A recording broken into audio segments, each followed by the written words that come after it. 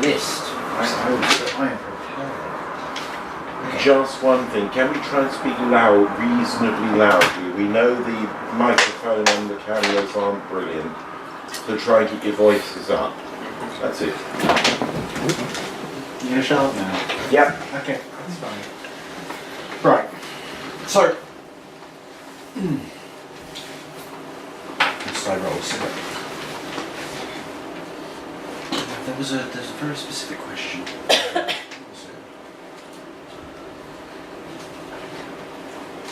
See, this is why I hate cameras. I always forget what the fuck I'm talking about.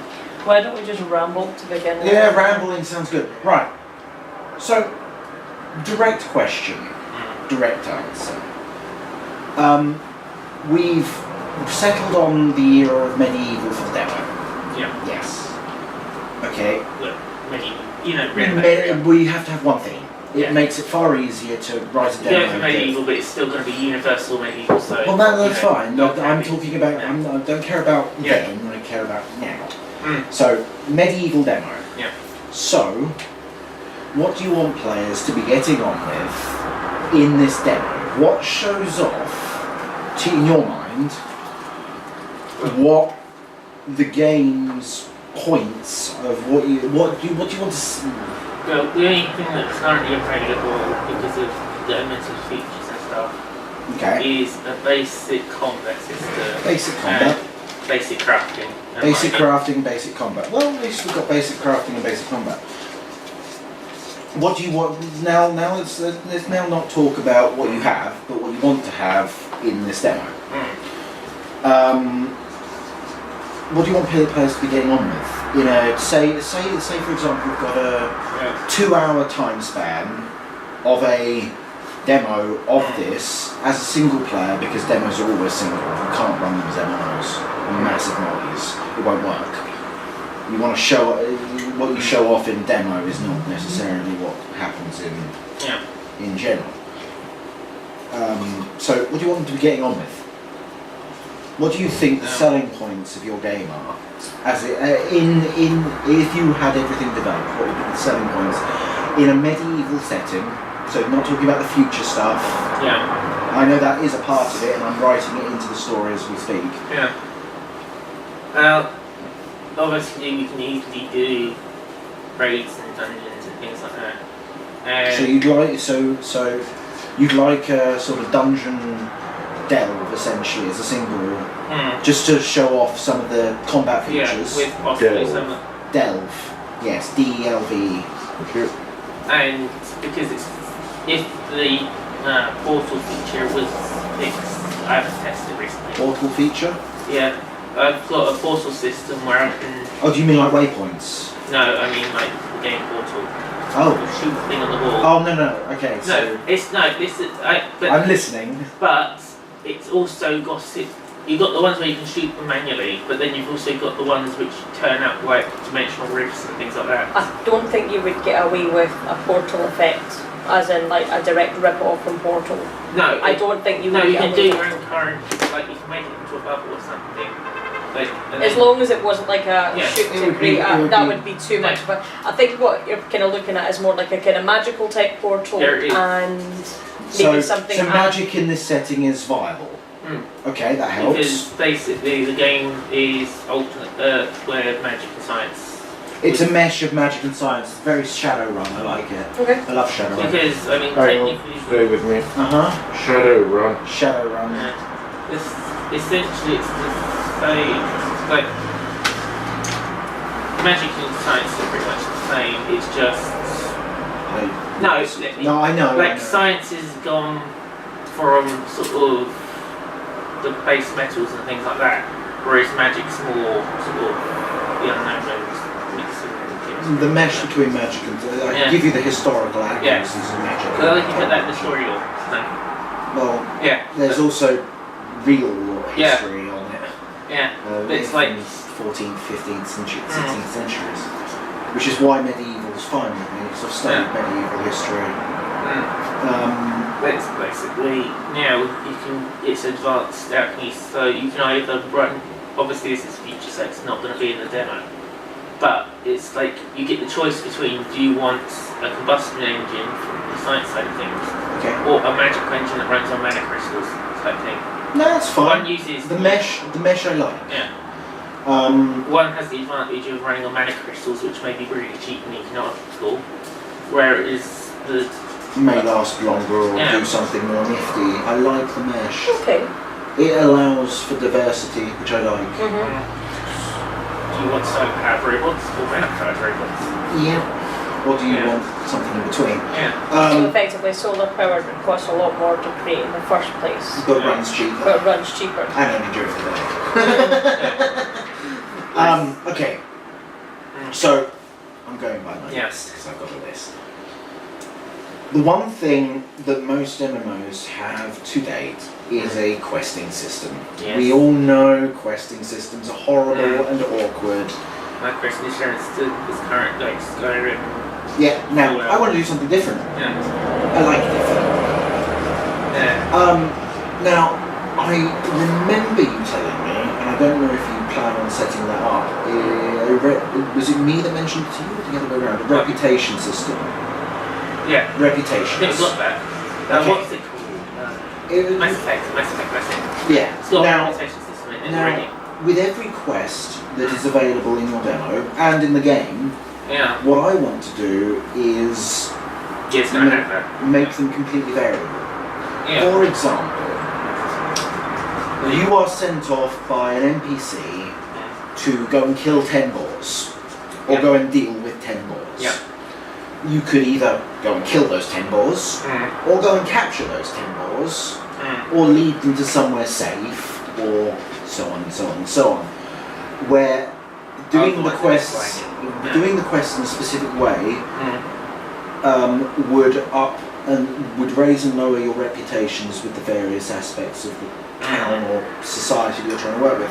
Now, as I understand it, your gods, the 6 or 7 or however many there are mostly just in the background. They're background things. Yeah. They stay hidden now because they've created the world. Now, what if you were to tie the questing to the elemental gods that you've created and allow for rewards from your chosen gods? Well, that is kind of later on quest. No, I'm talking about it from beginning. From so that you could start. actually choose a god to begin with, a bit like F&H in terms of you can pick a god to follow. But your dialogue, or the dialogue you have, and the story, and the way you choose to play your character will directly affect your reputations with the varying gods. Have you ever done one of the, I'm trying to remember exactly what they're called, do you know it was the Steve Jackson books with the effectively roll a dice to choose your own adventure kind of thing? Did you ever read Goosebumps? Basically, I can't remember. I've done choose your own adventure Goosebumps. Yeah. It's effectively like choose your own adventure books. You would roll a dice and you would turn to whatever page. If you can imagine that you get to a scenario and depending on which way you go forward or which way the dice rolls, effectively progress how the story is going to progress for yourself. So it means that you could have 2 identical looking characters, but effectively they have completely different reputations. Yeah, I was going to do something like that, where it was...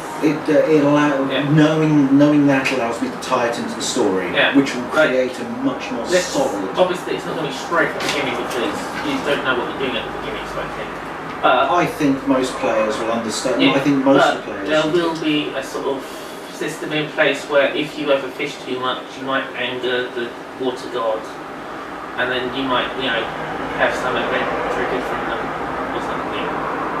It's one way of doing it. But then in the quest it's going to be good and bad, so you can either, let's say you get told by this professor to go get to... Let's stick with the 10 boars, because let's stick with 10 boars. Go kill 10 boars. Yeah. We'll go with that then. But then you go to kill the 10 boars, but then you find out if you kill them all, you find out who's actually just killing them because of some evil reason. And by doing that, you're aligned with evil now, type thing. Or by the time you find that, and then you actually research into why he wants them killed, type thing, you find out, that area is sort of a wildlife sanctuary or something like that, where these are rare boars that like the last of the planet type thing. And then if you don't kill him, obviously turn him in type thing. And it's like with Borderlands, where you got the mission where you got the collect the what's it called, the fur from the big four-legged creature things. And then you can either give it to Claptrap for a shotgun or give it to the Ranger for a sniper. I'm talking about. But obviously, what I was talking about with choice. Yeah, but because when you that's what players if you want to go straight evil type thing, there'll be certain guilds that will only accept you if you've got a bad reputation of whatever. You know, do you remember Morrowind? I've got it. I haven't played it. I'm going to play it. But okay, I recommend you play. It's installed. Morrowind. Morrowind did something I've not seen in many. Actually, no, there's a better game to use, but you won't remember it. You're too young. Which would be Planescape. Planescape Torment was a Dungeons and Dragons based. It was a Dungeons and Dragons based RPG, single player, which does much what I'm describing, where doing one quest from one specific person alienates that character from doing quest lines from their opposite or other groups. You played the game Sacrifice? No, I played Sacrifice. I played a lot. It's not like sounding like what you want. Basically, level 1, you got to pick which of the 5 gods you want to help or whatever do the quest for, and by doing their quest, you get 2 units, and then you go on to level 2, which means brand new missions. What about, I'm just having a quick think off the top of my head here, what if every character starts off, I'm going back to my kind of days of playing Neverwinter Nights. No, Neverwinter Nights. And effectively every character is kind of the same. You start off, everybody's generic. You'll learn about different guilds, so maybe your starting position is actually gaining information. You're a commoner. It is, because in every game it seems to be you're the only one that can save the planet. Yeah, you're already. But this one is fuck you. You're just a normal person. If you want to go to the Royal Academy, you're gonna have to work your ass off. So yeah, I think if rather than pick a class, so you're going to be a mage, you're going to be this, you're going to be that, and knowing right off the bat what you're actually going to do. Guild Wars did the same. Rather than doing that, how about that? Every character effectively is starting as the exact same thing, because that's in the server I used to play in Neverwinter Nights. That's exactly how it used to be. There will eventually be like a tech tree, or whatever you want to call it, where you can change it. So if you want to do your magic thing, you increase your magic skills or whatever. I kind of like the idea of learning about either the gods or the different guilds and things. So maybe your first kind of 3 levels of playing is all about exploring the different gods, the different guilds. So you're not actually choosing a guild or anything at that point. Maybe by level 5, that's where you choose your path of which way you want to go. But up until that point, you're learning about where everything is, what guilds there are, what paths you can walk, and things like that. And you're learning about both the good sides or the kind of chaotic kind of evil side. So you're actually learning about everything. You're like somebody, don't get involved with such and such, they're up to no good. Although you might actually go and bump into one, might have a quest to go and speak to one of them where they tell you that, some people frown upon us, but this is what we actually do. So, it's a bit like, again, then sometimes you need to be supposedly evil for a town to be good. So in terms of, let's say the Mafia have overrun this town, so by being evil in that town, by destroying certain buildings and stuff, you're actually damaging the mob, so therefore you're freeing the people. So you'd be in trouble initially, but then when they overrun it, you'd be fine again. It's similar to Fallout, where if you're good in one town, it might be you're hated by the other one. Everyone starts the same. Yeah. I like that. I like the idea of everyone being completely neutral. Generic Bob 1. I can always stick like a library or something in the starting town where they can learn about the guilds. I think it would be better because I tend to find people will, if I'm playing a game, if there's an unplayable character standing there, I'm going to go and click on the NPC first to find out stuff before I go, there's a library, let me click on it. That's there's a person there for me to communicate with, which again falls into the whole I mean, it can community always side be of things. like you start off and they say go to the library and talk to the librarian about what to do next. And you can say go if you were into hunting or whatever, you can try to go talk to that hunter here. But this is me just kind of thinking out the maybe jumping ahead a little bit, but it's just a thought that's just come into my head just now, so I want to get it out. Again, back to the days when I played Neverwinter Nights. Now, obviously, it all depends on how big the game gets, etc., etc. But what about running literally DM run games? So, for example, once a month, a bunch of whoever's running the servers jumps in and runs a role-playing session for whoever wants to get involved. So it's not just about going and clicking on an NPC. Well, NPC says, I've got blah blah blah, I need you to go and get me a bag of carrots. I remember... I could always do that as some sort of like alternate dimension arena type thing. I remember... No, I'm not talking about just like that, I'm talking about like there's an adventure through the realm. That's what I mean is like you go into there, you pick your name, you pick the dungeon master, and then you can create your own scenarios using. Yeah, no. I'm not talking about that. I'm talking about. So say for example, staff run. Say for example, our team. Then World of Warcraft did something very similar. They basically, when they released Burning Crusade as an expansion, just beforehand they basically shoved one of the big demon lords into the main world to let players go and get slaughtered a lot. It was absolutely hilarious because you watched it was in a level 5 area or something, and full of noobs, and all I saw was rows of corpses. just a stomp, and and what you then got was all the different guilds. Because World of Warcraft, huge thing at that point. Yeah, I mean, I can always... People doing 80, 90 man raid groups just to take some damage out of this thing. Now this creature, this demon I remember had something like 1 billion hit points. Now, this really wants to get them news. No, at 60, you were doing, at that level, you were doing maybe 500 damage a hit. Yeah. It was... Slaughterhouse. It wasn't just a slaughterhouse, it brought that entire community of that one server brought them all together to do one thing. World events I enjoy, but not at the level of Guild Wars 2, where they happen every 15 minutes.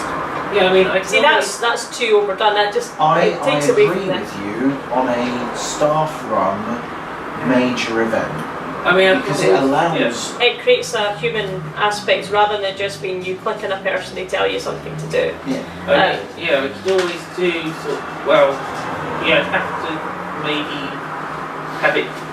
I'd have to talk to when I get some coders or whatever, but it might be that I can basically, when the staff members goes in, transforms into this giant demon beast or whatever.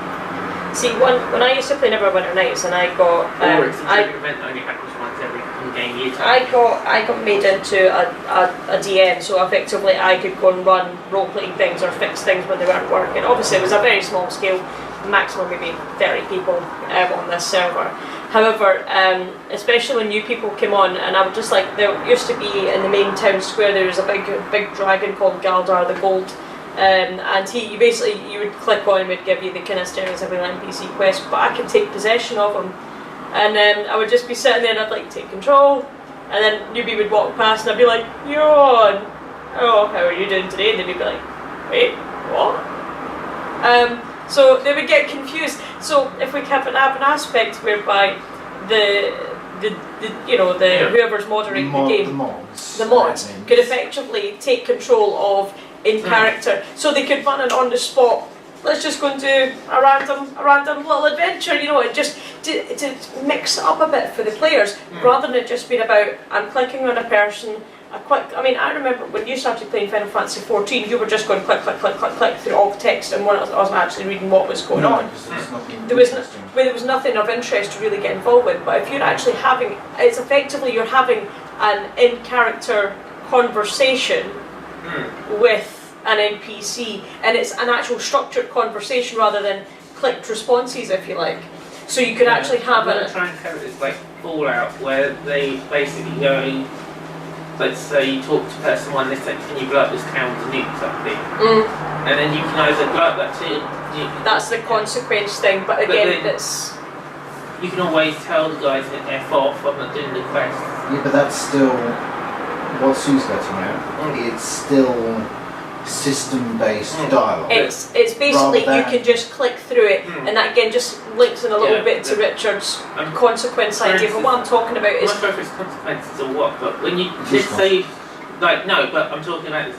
Like, if you constantly buy from a certain shopkeeper or something, he may offer you to say, hi, that's still NPC based, so it's still a robot. What we're talking about having actual people. Staff interaction. Yeah. We're talking about having real people interacting with the players. Again, it creates a level of whereby the players are just going, I'm just going to click on whatever answer. I mean, I know what you're saying about the Fallout thing and the consequence, but what I'm talking about is real interaction with people to people rather than people to piece of machinery, and actually creating an on-the-spot adventure that's not actually scripted in there.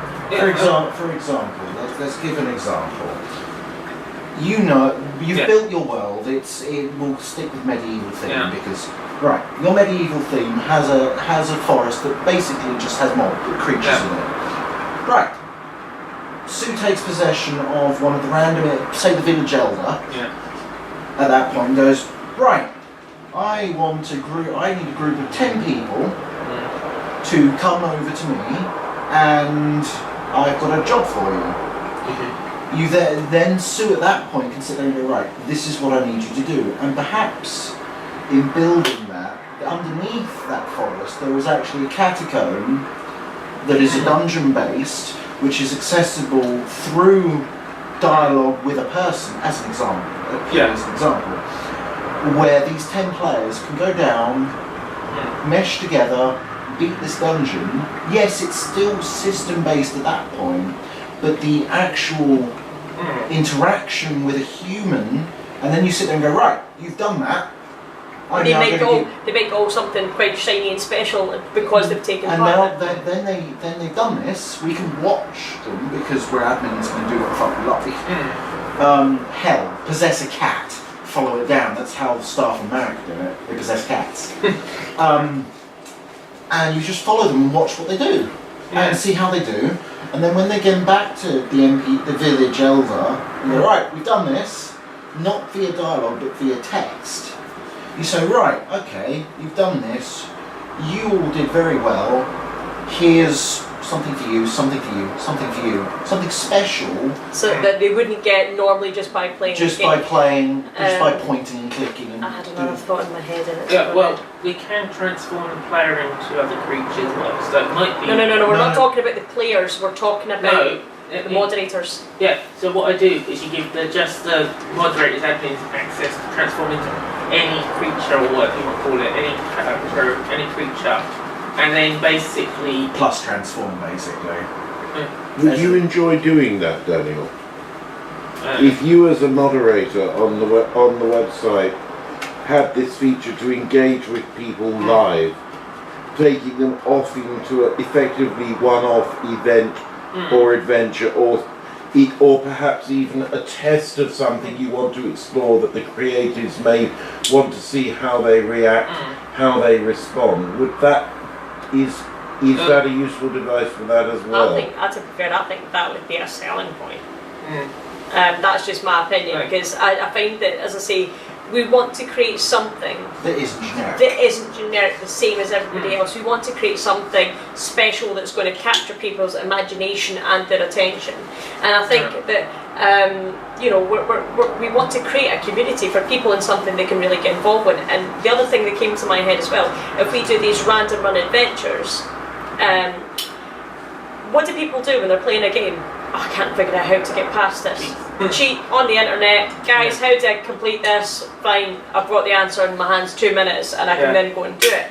However, if we do random run adventures, there's not going to be a guide for that online. They'll have to figure it out as they go along. So it creates an extra level of what I tend to do with my kits, as it were, is basically you have the moderators, admins, whatever you want to call them, people, you have special characters for them which can transform into any character, whatever. And they also have the ability to generate a random dungeon, which generates from a list You don't even need to create, create a random dungeon. It could just be, the village elder says, we've had some really bad goings on in the forest. We've tried to send some caravans through, and they've not made it back. But go find those caravans. Can you go find the caravans and find out for us what's going on in the forest? So it may not even necessarily need to be anything that's... You know what I mean? Like, you just set up a random event type thing where the admin can pick what type it is. You don't even need to do that, because what you're saying is you're rather than saying I can insert blah blah and blah into, they can go, yeah, I'm going to create a random dungeon. Yeah, that's one aspect. What I'm saying is to create a role-play environment with what's already there. So you're not having to create... So you don't actually have to say, alright, I'm going to create this, this and this. So you've got your landscape, let's see it's the entire area of Colchester, and that's where the whole town and all the fields and things are around it. But then, say the village elder says to you, right, we want you to go out and investigate just down the path where there's a load of forest, the caravans haven't been getting through, so you're not actually needing to create any extra content. It's all physically just the whoever's running the adventure using what's already there, maybe taking over some of the monsters that's in the area, chucking in a few extra monsters just to make it a little bit more difficult. So you don't... I probably have to talk to the coder when I get one, but that sounds like it's pretty... Yeah, again, what we're doing at the moment is we're looking for ideas and things we can do. So let's not worry too much about the technicality of it at the moment. We're looking for inspiration and that kind of thing, doesn't it? It does seem like it would be better for stopping cheaters and that. Exactly. I mean, as I say, it's... Let's take World of Warcraft as an example. I know for a fact that I can log on, that I can go onto Google, because Google is wonderful, and I can type in, how do I do this raid? And I will get a full comprehensive list of the steps, what's there, the maps. Yesterday, I've been playing through a game for the last few days. I'd played through the game a few times. I've completed it. I know what the general outcome is, but there was one particular. I had one more achievement left to unlock, but I had to do certain things in a certain way. And I'm like, right, internet, tell me how I get this particular achievement, and that's how I done it. But by creating an on-the-spot adventures and things just run purely by some people who want to create some story for the players, and what that does is that also gives the players a link to us, so we're not just robots, faceless robots or computers. We are actually interacting with them, and we can actually be, therefore it adds to the community. And it builds to the community that you want to build. And they probably know avoid Moxie because she's a murderer. What? She's just attacking, going into the most powerful creatures, attacking all the noobs. That would be me doing it. May I ask a question from the commercial end? Medieval world built, using role player environment, moderators, and on the spot wins, campaigns, and so on. Straight gives us the opportunity to use the same build 57 ways round based on the moderator's imagination. Exactly. Thereby being potentially a hell of a lot more fun. Yep. Building a community, testing ideas, and let's face it, costing less money. Because you can just create a story on the spur of the moment. How do you feel about that, Danny? Well, I also was planning on adding player-built quests, as it were. Yeah, I mean, we can do that as well. So they can build, like I said, this is future stuff. So you can. No, you can do that. You can. But basically, for the demo, no, it's but this is basically you can build your own planets, and then you populate the planet with whatever creatures you can create. Then you also give whatever NPCs you want to make, and you can give them quests and dialogue and whatever else. So that way, if you're into the role-playing stuff and you don't want to do the mod stuff, you can do that. Maybe sell off your creations through D&D. What I would say, it's all well and good. What we're talking at the moment is we're trying to create a general creative where, yes, we can look into players creating their own content and their own, and that's fine. What we're doing just now is we're trying to create something that's completely unique that will actually draw the players in the first place. So at the moment we don't have a USP.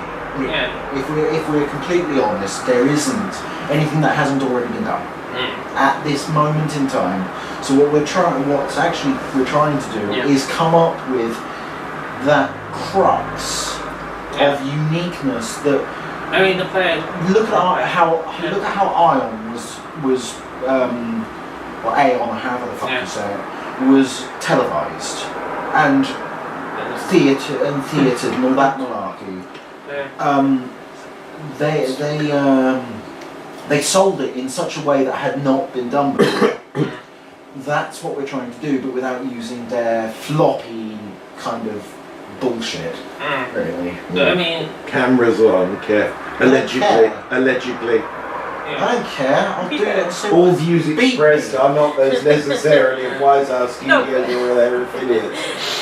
No, my opinions are my own, and I love them, and I'm not changing it for anything. But I mean, mods, like events and everything. That's if it can be done technically, then great. I don't see why it couldn't be. As I say, I used to do it on Neverwinter Nights, which is like a game that's.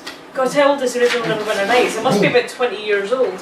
So if they managed to, this was all like fan-based stuff. So this is kind of like the same level of what you're trying to encourage your players to do. It was a fan-based server, and they effectively had some players who'd been playing for a while. They made them GMs in the game, so they could basically control what would go on, fix if there was problems, or just run random adventures. Again, to put it in perspective, there was a particular player who'd caused a huge amount of problems, was picking fights, causing PvP, and so they basically kicked him off the server, but kept a copy of his character, stuck it in the jail, and then like 6 months later ran a big, massive, full-on night of roleplay where he'd escaped and sent all the players off in this massive. There must have been about nearly 50 players that went off to go and try and hunt him down. And the GMs just sat and had an absolute riot with it, chucking all the monsters and everything, just like put them with big stats. If that's possible, or my game, I don't know Unity's limitations. Now, Unity uses textures. It uses physical objects. Those physical objects are already built. For example, let us say you have a card in town. You've already got a card. You just move that texture as an object and make a copy and put it somewhere else for it. I don't think it would be difficult because, as I say, these Neverwinter Nights is an old game, and I don't think it would be that complicated to program in where a GM can take control of a non-playable character and control what they say. I'd probably make a version for like the months or whatever where it's more like a real-time strategy for them personally.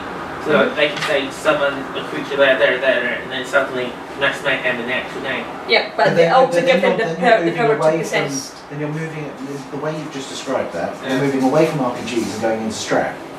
No, but then the way these games work is by genre. RPG, strat, first person shooter, yada yada yada. You don't go over multiple. You stick with one. Maybe edging into a second, but not. Now, the reason I say this, just to emphasise the point, the reason I say this is you do not want too much happening at once. One focus. Think of it as a jack of all trades. A jack of all trades is proficient with everything but master of none. You stick with one because you then get a mastery of it. Now, it's a role play, it's an MMO, it's an RPG. As far as we're aware, we haven't said otherwise, so that's what I'm making the assumption on. Otherwise, I wouldn't be worrying about story. Because RPGs. It's going to be like a third person and first person, like stuff. I've got just brain just working the way it is. Just talking, obviously, like one of the things we were talking about was like looking at microtransactions and things like that. If we made it so that you could effectively buy as an extra character, so if you wanted just to take one character, they could only follow one class, or maybe two classes that link together. So like blacksmith and archer, or something like that, or woodcutter and archer or something like that. So some two skills, and they can master them right the way up if they want to do. That's fine. But they can only keep to those two, and they can't really do anything, or a very small percentage of a thing. So they can dabble in other things, but they can't master them. if they wanted to create a second character so that they could basically go a different route and master something else, microtransaction being that they could effectively pay Character slots. a £5, not as a monthly subscription, so a £5 one-off to have a new character or character slot, and then they can get. So that would then pay that from there. Does that make sense to you, Daniel? Yeah, although I'm trying to avoid limiting people to only learning certain skills. But then if you don't limit them to certain skills, then effectively you're going down the same route as Skyrim and all the rest of them, where you can literally master everything. Which no, but what I might do is have it so it's like certain limitations, like you can master, let's say, 3 skills, and you can only get up to a medium level with the others. But if you wanted to do okay, if you think about it in but then reality, you'd have to pay £5 to get a brain wipe or whatever for removing a certain mastering of skills to master another skill. Or something like that.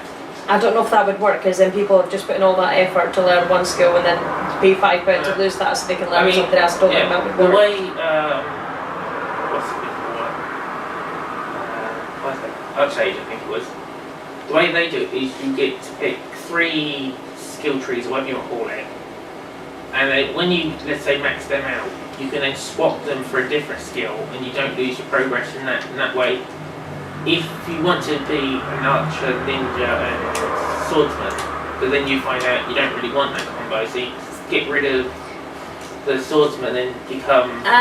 But then again, you're not learning the role, because if you just basically go and switch everything, say you want to go from a warrior over to a healer, and you move all those skill points over, you're effectively like a high level healer. No, but you don't actually know how to play the. It doesn't move the skill points over. Like, you still keep the level 50 thing, but you just can't access the skills.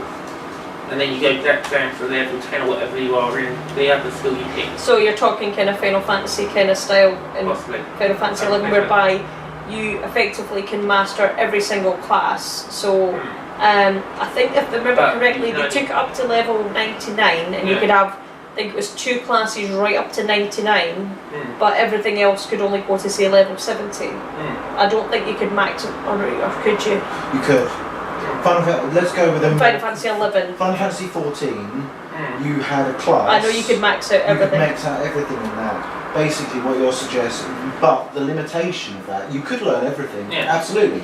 But you could only use one class at a time. Yeah, basically, yeah. So, like Dragoon as an example, you couldn't then, when you were doing a dungeon or what have you, you couldn't switch. You couldn't switch in a dungeon. You can always just claim it is, you can't have more than, let's say, 2 classes at a time, because otherwise you'll bring exploding. So that's probably kind of leaning into the kind of Final Fantasy side of things, where effectively you could have, say for example, you'd be a level